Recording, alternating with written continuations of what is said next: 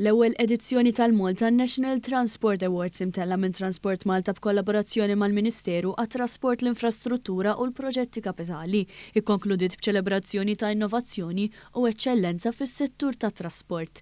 Dan l-avveniment irrikonoxxew iċċelebra wħud mill-aqwa kontribuzzjonijiet favur it-titjib ta' trasport u l-mobilità f'Malta.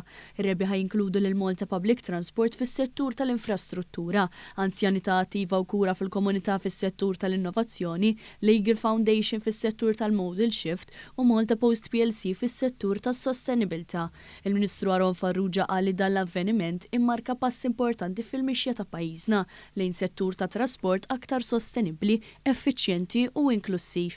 Nippremjaw l-industrija imma wkoll dawk l-entitajiet, gvern lokali wkoll illi tiġu l-qudiem b'miżuri ħafna xogħol illi jkomplu jieħdu l-pajjiż il-qudiem.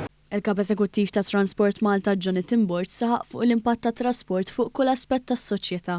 Godwin Mifsud li huwa segretarju permanenti fih dan l-istess Ministeru qal li din hija okkażjoni biex nirriflettu u niċċelebraw il-ħafna sforzi tal-imsieħba fil-qasam b'appoġġ għall-viżjoni tal-Gvern favur futur aktar nadif, ekoloġiku u sostenibbli. Kien hemm proġetti ta' kwalità għolja u ħarsu quddiem li tal-premju jistabbilixxi ruħu fix-xena bħala premju rikord ta' kull sena.